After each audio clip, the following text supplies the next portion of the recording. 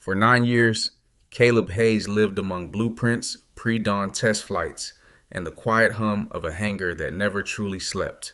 He led the engineering team that turned a mock impossible idea into an aircraft capable of saving Hawthorne Aeronautics from collapse. But at the unveiling, CEO Vivian Hawthorne stood on a lit stage and called her own son the genius who built the future of flight. Caleb's name vanished from every screen, every slide, every printed program. What none of them knew that night was that Preston Hawthorne had already signed off on a safety configuration Caleb had warned him never to touch. 6 months later, federal inspectors would open that very file and ask a question no one in the family could answer. Hit subscribe and stay with me, because you're about to watch a single father reclaim 9 years of stolen work and make the Hawthorne family answer for it in front of the entire aviation industry. 9 years earlier, Hawthorne Aeronautics stood at the edge of the worst crisis in its history. Rival companies had stormed the market with lighter, more efficient aircraft, while three of Hawthorne's newest prototypes had failed, one after another, too heavy, too thirsty for power, and unable to reach the range promised to investors. Caleb Hayes was a mid-level systems engineer, then known through the hangar for a peculiar gift. He could see connections between failures that looked to everyone else entirely unrelated. He was raising his daughter Layla alone after losing his wife, and he had learned to survive on night shifts so his days could belong to school runs, homework, and the small, ordinary rituals that kept a grieving household standing. During a brutal review of the company's latest failed prototype, Caleb stood up and said the problem was never any single part. The battery array, the electric motor, and the backup turbine were fighting each other instead of working as one living system. He proposed an architecture he called Triarch, a way for the aircraft to shift power sources automatically without losing thrust stability for even a fraction of a second. The senior engineers called it reckless and unfundable, the kind of idea that sounds elegant on a whiteboard and dies the moment it meets certification standards. Vivian Hawthorne happened to be listening from the back of the room that afternoon, arms crossed, saying nothing until everyone else had finished dismissing him. She gave Caleb 6 months, an abandoned hangar, and 12 engineers, and told him plainly that if the aircraft ever left the ground, he would be standing beside her the day the world saw it.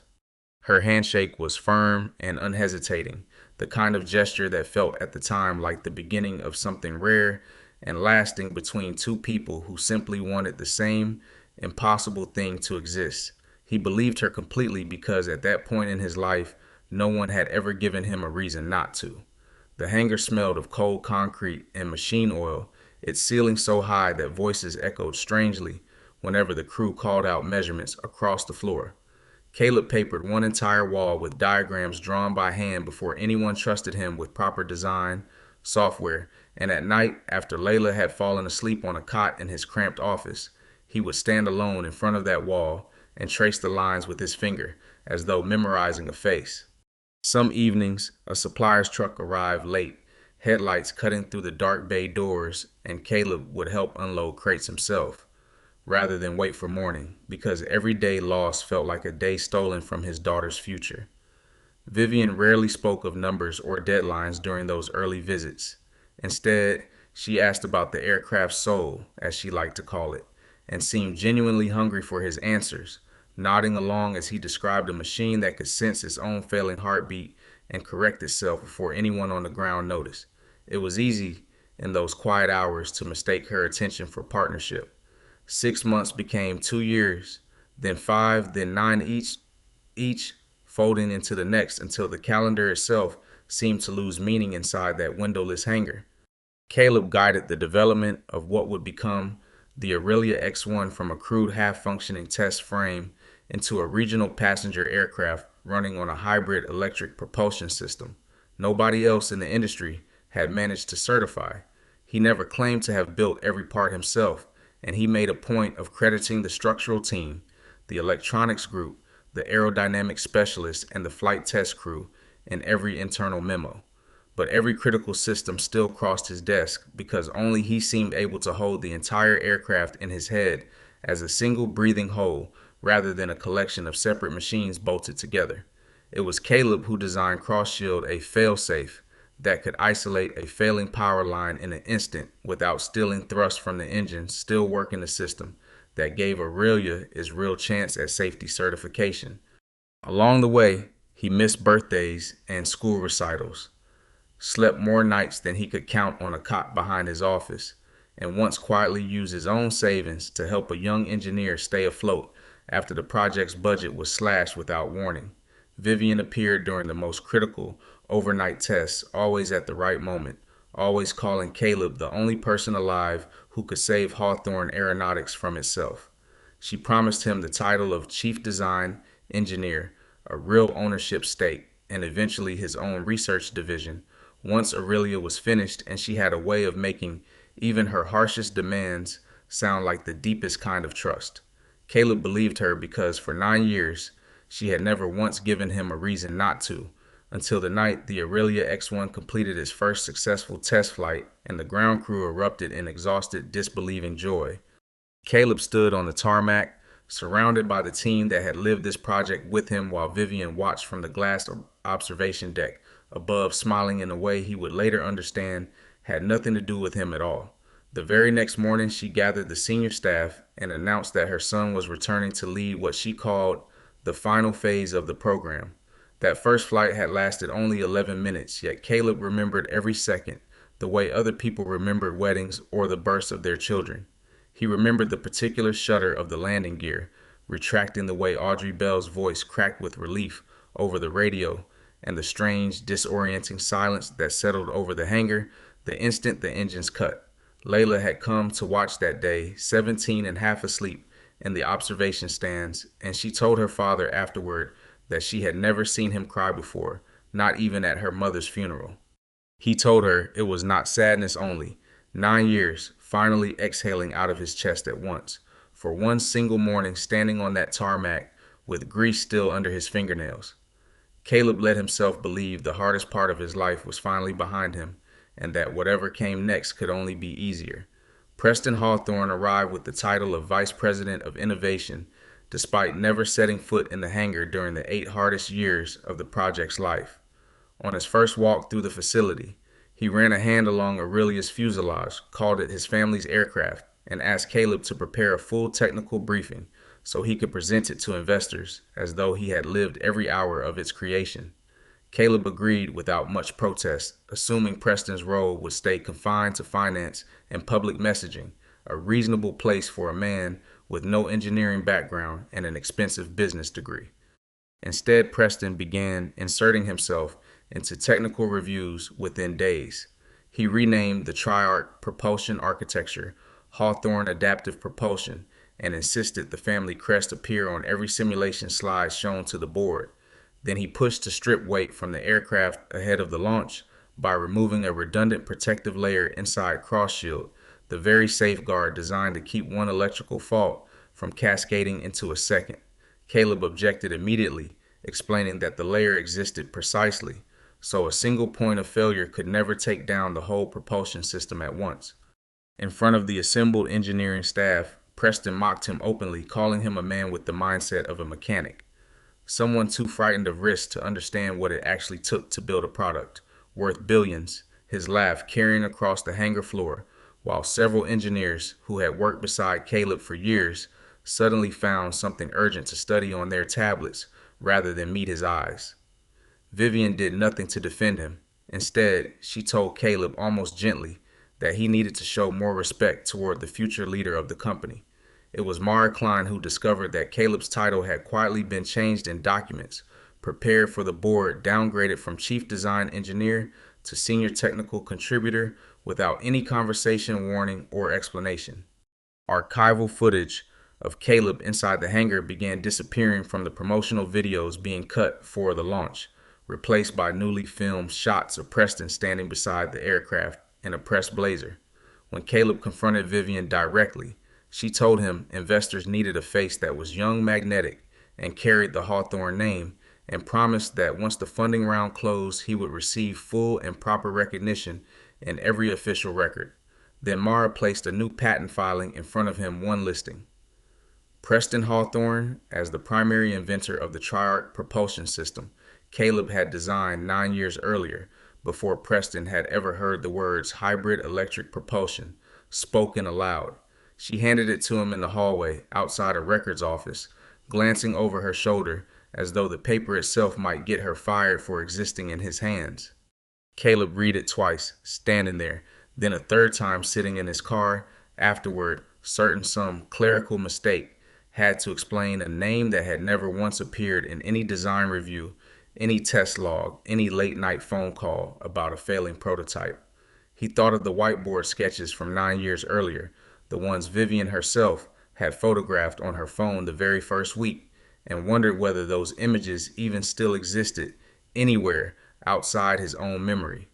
For the first time since the project began, Caleb found himself questioning not the aircraft which he trusted completely, but the woman who had built her promises around it.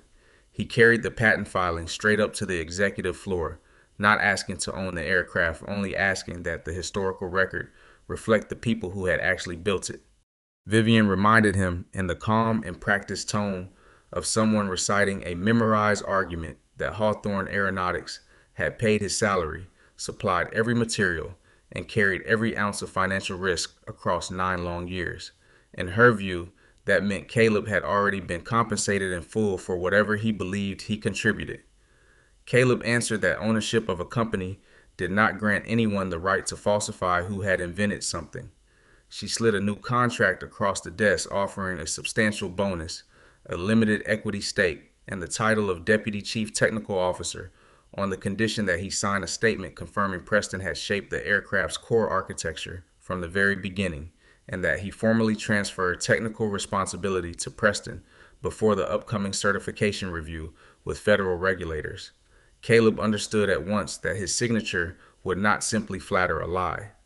It would turn that lie into an official, legally binding record. He refused.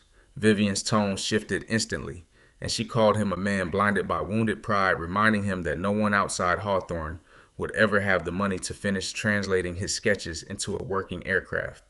"You built the parts," she told him coldly. "My family built the future." Preston revoked Caleb's access to several technical directories that same afternoon and declared that every remaining decision on the program would route through his own office first. He did it over email, a short message with no greeting and no signature sent at 9 in the evening, as though timing alone could soften it. Caleb stared at his darkened monitor for a long moment. Afterward, the login screen refusing credentials he had used every single day for 9 years, and felt something close in his chest that had nothing to do with anger and everything to do with disbelief. Mara warned him quietly that older test logs were being edited to make it appear Preston had been present, contributing meaningfully years before he ever joined the company. So Caleb began building a private, legally sound record of his own personal notebooks, saved emails, meeting minutes, supplier invoices, and every report that already carried his signature from long before the dispute began. Not long after Vivian informed him that he would not be permitted to stand on stage at the launch of the aircraft he had spent 9 years of his life building. That night, Caleb sat at his kitchen table long after Layla had gone to bed, spreading 9 years of paper across the surface until it covered every inch of wood. He found himself laughing quietly at certain entries, a supplier invoice for a single faulty sensor that had cost him 3 sleepless weeks to diagnose, a handwritten note from Mara congratulating him on solving a thermal problem that had stumped the whole team for months. None of it looked impressive on his own, just ordinary proof of ordinary labor, the kind no company ever bothered to frame or photograph. But laid out together, the papers told a story no press release could rewrite, and Caleb understood, staring at that table, that this quiet, unglamorous evidence might one day matter more than anything said on any stage. The unveiling of the Aurelia X1 was staged inside a cavernous hangar filled with investors, journalists, and representatives from across the aviation industry. Caleb was told to remain behind the technical staging area, ready in case something needed troubleshooting, and some quiet part of him still believed Vivian would honor at least a fragment of what she had promised 9 years before. The opening video told the story of 9 years spent chasing what it called Preston Hawthorne's vision, cut so carefully that Caleb and the entire founding engineering team had been erased from every frame. Vivian walked on stage and called her son, the child who had turned the Hawthorne legacy into the future of flight, her voice carrying easily through the enormous room. Preston presented the Triarch system as though it had sprung entirely from his own mind, repeating almost word for word the sentences Caleb had spoken in that first dismissive review meeting 9 years earlier. Painted along Aurelia's fuselage in letters large enough to photograph from across the hangar was a single line designed under the vision of Preston Hawthorne. Caleb's name did not appear anywhere in the building that night, not on a slide, not on a placard, not in a single spoken sentence. When a journalist asked Preston to explain how Cross Shield actually functioned, he answered vaguely, calling it a software optimization layer, and Caleb realized in that instant that Preston did not even understand it was a combined hardware and software failsafe. After the ceremony, Vivian handed Caleb a non-disclosure agreement and asked him to sign off on the final certification paperwork being submitted to federal regulators. Caleb refused to approve a configuration Preston had already quietly altered, warning again that removing the second isolation layer could let a fault in one power line spread uncontrolled into the other. Vivian accused him in front of the senior staff of trying to sabotage the most important night of the company's history out of simple jealousy toward her son. A great engineer, she told him coldly, is not the same thing as a man worth remembering. Caleb removed his employee badge, set it on the table between them, and resigned on the spot. Before he walked out of the building for the last time, he filed a formal technical dissent report with the compliance department, documenting in precise detail every change he had refused to authorize. The next morning, Vivian released a statement declaring that Caleb had left because he could not adapt to new leadership. He drove home that night with the hangar lights still visible in his rearview mirror, growing smaller until they disappeared behind a stand of pine trees along the highway. He did not turn on the radio. He simply drove, replaying 9 years in fragmented pieces, the smell of solder smoke, the particular hum Cross Shield made the very first time it isolated a fault correctly.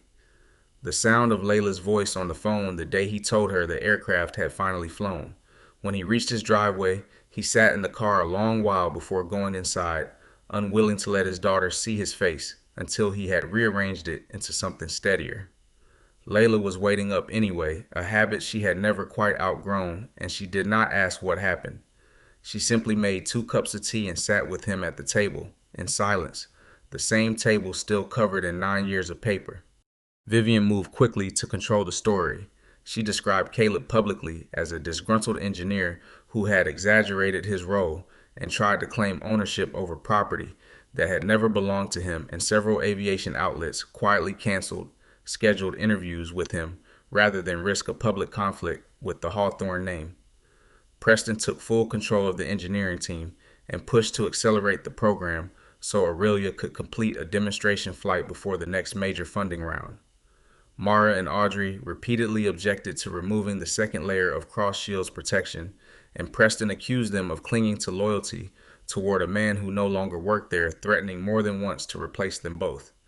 6 months after the launch, the Federal Aviation Administration opened a routine compliance review of the aircraft's design records, and Inspector Reed Dalton quickly noticed the documentation did not add up. Some files still listed Caleb as the engineer of record, while newer versions had quietly replaced his name with Preston's, including changes made well after Caleb had already left the company, yet built entirely on his original technical reasoning. Reed asked Preston to explain in plain terms how Cross Shield handled a scenario where 2 power lines needed to be isolated at once. Preston could not answer, and when he tried to redirect the question to a junior engineer, he grew visibly angry as she admitted the original documentation had been altered after the fact. The agency suspended approval for any further demonstration flights until Hawthorne could prove the design records were fully traceable and accurate. Vivian immediately blamed Caleb, claiming publicly that he had taken proprietary data with him, deleted critical files, and left behind broken code, now preventing the new team from finishing certification. Company lawyers sent Caleb a formal letter threatening legal action for sabotage and theft of trade secrets. He understood that if the allegations gained traction, he risked losing not only his professional reputation, but potentially being held responsible for Aurelia's failure altogether.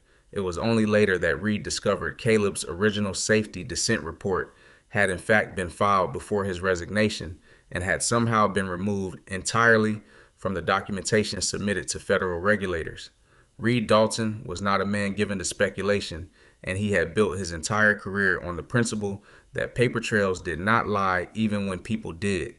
He spent 3 long nights in a windowless federal office, comparing timestamps, server logs, and version histories, cross-referencing every discrepancy against the physical delivery records of outside suppliers who had no stake whatsoever in Hawthorne's internal politics.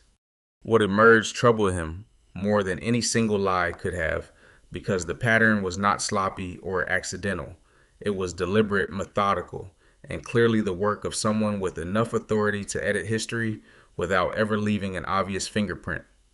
Reed did not yet know exactly who had erased Caleb's descent report from the federal filing, but he understood with the quiet certainty of a man who had seen corporate cover-ups before that whoever had done it believed themselves untouchable, and untouchable people, in his long experience, were almost always the ones who left the clearest trail behind them.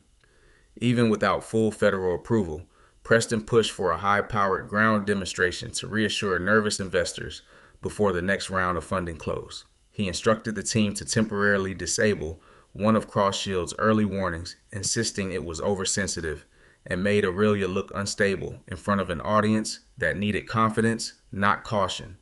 Audrey refused outright to bring the aircraft anywhere near flight status, while an unresolved warning remained active, and Preston humiliated her in front of the entire team, accusing her of protecting Caleb's legacy instead of the company's future. During the ground test, a power converter began showing thermal fluctuation, and CrossShield triggered exactly as designed, isolating the affected power line and shutting the system down before the fault could spread. No one was injured and nothing was damaged, but the demonstration collapsed in front of federal inspectors and investors alike, the cabin lights flickering once before the entire aircraft powered down into a silence that felt far louder than any alarm. Investors who had been leaning forward moments earlier now exchanged uneasy glances, phones already halfway out of pockets, while Preston stood frozen at the podium, searching for a version of events that might still save the room. Preston immediately claimed Caleb had built some kind of hidden lockout, a secret dependency that made the aircraft fail without him physically present. Reed ordered a full review of the source code and its revision history, and the data showed clearly that the system had performed precisely as it was originally engineered to. It was Preston's own decision to lower the safety threshold that had triggered the entire cascade of warnings. More damning still, the metadata proved the core of CrossShield had been written and tested by Caleb 7 years earlier, long before Preston had ever set foot inside the company. Reed summoned Caleb as a technical witness, and Caleb agreed to cooperate, but refused to bring any proprietary material that no longer legally belonged to him. He arrived carrying only his personal notebooks, saved correspondence supplier records, and the reports that had already been filed through proper compliance channels years earlier. In front of the assembled panel, he explained precisely why the aircraft had shut itself down, demonstrating that the event was never sabotaged, but the exact safeguard that had stopped a far larger failure from occurring. Reed turned to Preston and asked a single quiet question. If you designed CrossShield, why didn't you understand it had just saved your own aircraft? Preston had no answer to give, and the silence that followed stretched long enough that even the court reporter seemed to hesitate before typing it into the record. Audrey watched from the gallery, arms crossed, feeling something close to vindication, mixed uncomfortably with pity, because whatever Preston had done, he was still a young man discovering in public exactly how far his mother had let him fall. Caleb felt no satisfaction either, only a tired, hollow relief, the sensation of finally setting down a weight he had carried without realizing how heavy it had become. Mara caught his eye across the room and gave him the smallest nod, the kind two people exchange when they have survived something together and no words are necessary.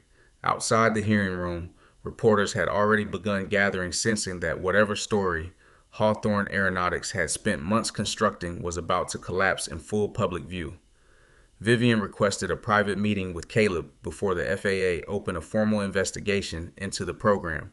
She chose a hotel conference room far from company offices and any recording system, and she offered him a substantial payment, a real equity stake, and the title of Chief Technology Officer, provided he publicly declared the entire dispute a simple misunderstanding about credit. In exchange, he would confirm that Preston had held a genuine creative role from the very beginning and formally withdraw his original safety dissent report. Caleb refused. Vivian brought up his mortgage and Layla's future, suggesting a responsible father sometimes had to know when to swallow his pride for the sake of his family. Caleb told her he did not want his daughter growing up believing the truth could simply be purchased if the offer was large enough. Vivian's tone shifted into something colder, warning him that the Hawthorne family could keep him locked out of the aviation industry for the rest of his career. Caleb left the conference room without shaking her hand, walking out into a parking lot, slick with rain, and sat behind the wheel of his car a long time before he trusted himself to drive.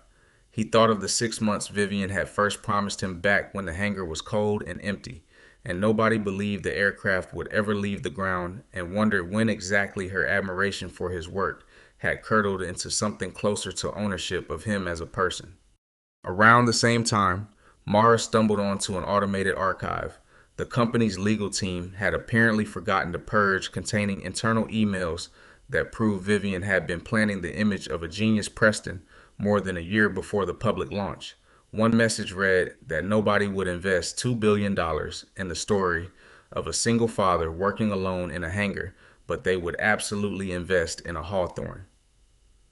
Mara decided to hand the entire archive over to legal counsel and to the federal investigators reviewing the program. Board Chairman Grant Whitlock called an emergency meeting, and Vivian insisted every change had simply been a matter of simplifying the company's public messaging, unrelated to any actual certification requirement. But Reed produced documents bearing Preston's own signature as the engineer of record, and if Preston genuinely did not understand the systems he had signed for, those signatures might qualify as false certification under federal law. It was in that meeting that Preston finally understood. His mother intended to let the full weight of legal responsibility fall onto him alone. He left the boardroom that afternoon and did not go home. Instead, he drove to the hangar empty at that hour, except for a night security guard who barely looked up as he passed and stood beneath the belly of the Aurelia X1 for the first time truly alone with it. He ran his hand along the same section of fuselage he had touched on his very first day at the company, and for once there were no cameras, no investors, no script prepared by his mother's communications team. Preston realized, standing in that cold hangar, that he had never actually asked anyone to explain how the aircraft worked, only how to talk about it convincingly. The distinction had never mattered to him before that night, and now it felt like the only thing that ever had. During the formal hearing that followed, Vivian insisted Preston had only signed documents already prepared by the technical staff and had never personally claimed to have invented every system on the aircraft. Preston sat in stunned silence, realizing his own mother was now dismantling the very story that had placed him on that stage. He turned on her without hesitation, revealing that it was Vivian who had personally ordered Caleb's name erased, the historical footage edited, and the patent filings quietly redirected. Mara presented meeting records showing she had objected to the falsified dates months earlier, only to be instructed by the CEO's office to stay silent. Audrey confirmed under oath that Preston had pressured the flight team to override a documented safety warning, purely to meet the timeline of the investor demonstration, describing the exact phrasing he had used and the date it happened, details that matched almost word for word an internal memo Mara had already submitted weeks earlier. Caleb brought forward 9 personal notebooks, one for each year of the aircraft's development, filled with test dates, component codes, supplier signatures, documented failures, and the slow, painstaking evolution of every major system. Independent records from outside suppliers confirmed the notebooks were authentic and could not possibly have been fabricated after the dispute began. Vivian continued to insist the company legally owned every invention created within it, and Caleb agreed without argument, reminding her calmly that ownership had never been the actual question on the table. The real question was who had designed the systems, who bore responsibility for the aircraft's safety and who had been signing documents they never fully understood. Grant asked Vivian directly why she had never simply credited Caleb alongside the rest of his team from the beginning. She answered that a story about an anonymous engineer could never have been powerful enough to establish her son as her successor. That single answer revealed her true motive to the entire board. Aurelia had never truly been about saving the company. It had been about securing the future of her family's name. A brief recess was called after that admission, and the room emptied into a hallway lined with framed photographs of Hawthorne aircraft dating back 3 generations each, accompanied by a small plaque naming only the executives who had presided over the company at the time. Caleb studied those old photographs, while board members whispered nearby and understood for the first time that this pattern had likely existed long before Vivian, long before Preston, a company built on quietly folding the labor of ordinary people into the legend of a single bloodline. Mara found him standing there and asked if he regretted any of it, the 9 years, the notebooks, the fight.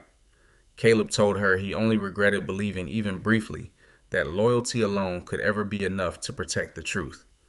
Grant Whitlock laid out a stark choice before the assembled board: keep Vivian in place and face a prolonged federal investigation, or remove her from operational control and try to salvage what remained of the program. Vivian reminded the room that the Hawthorne name had built this company across generations, her voice steady, even as the room grew quiet. Grant answered that the Hawthorne name had never once written a line of propulsion code, never stood inside that hangar at 3 in the morning, and never carried the Aurelia X1 through its first terrifying test flight. The vote took less time than anyone expected, a quiet show of hands around a long mahogany table that had witnessed decades of family decisions, most of them never before questioned so openly.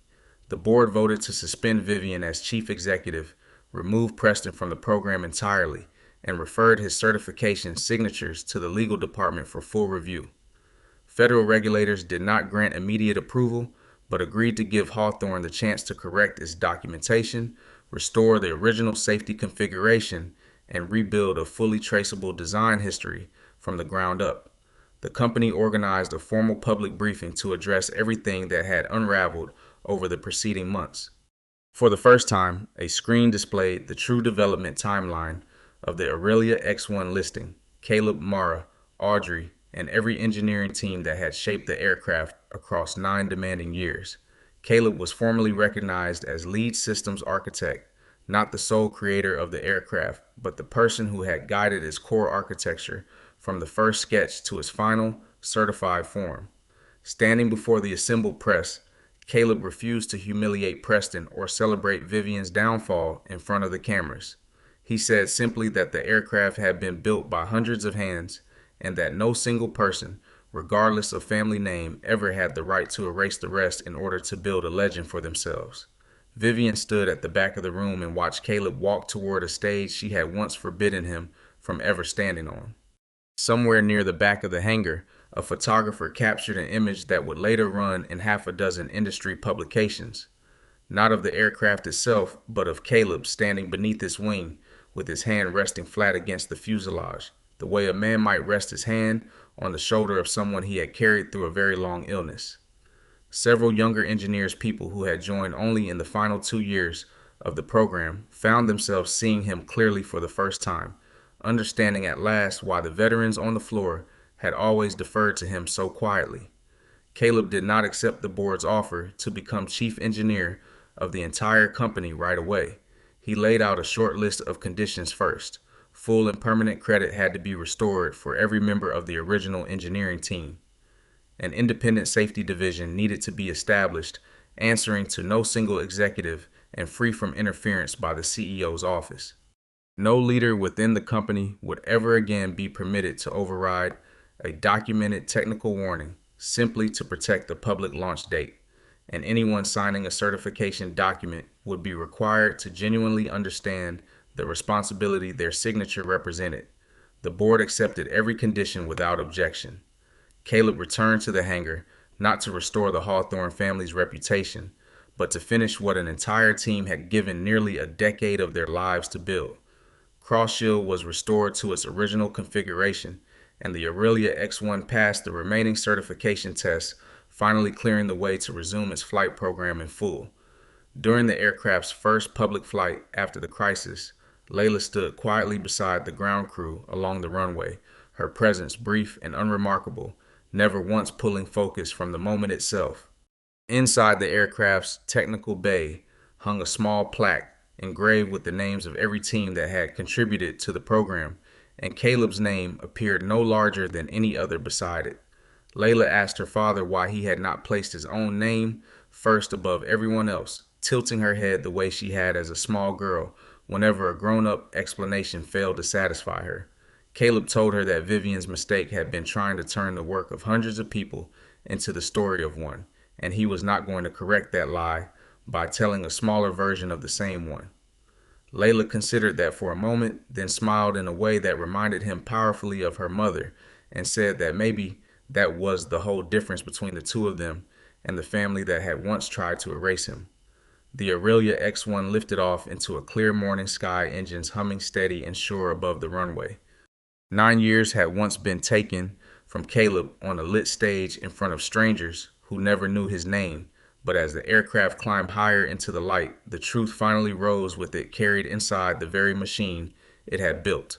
Vivian Hawthorne did not attend that flight, though she watched the coverage later that evening, from a house that suddenly felt far too large and far too quiet. She would spend the coming months answering to regulators, to shareholders, and eventually to a board she no longer controlled, learning slowly and painfully that a family name could open doors it could never on its own fly a single aircraft through.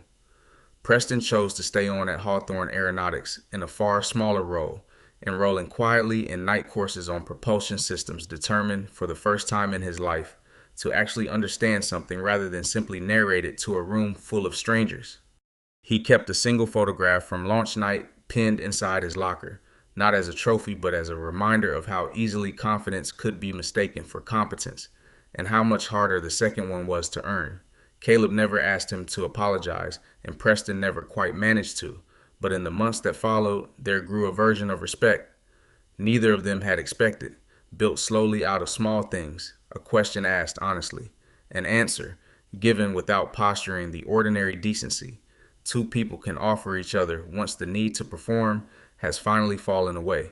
As for Caleb, he kept his notebooks, all 9 of them, on a shelf in his home office, beside a photograph of Layla standing on that runway, and some evenings he would still find himself reaching for one, not out of anger anymore, but simply because 9 years spent building something with your own 2 hands is not a thing. A person easily sets down even after the whole world has finally learned its proper name.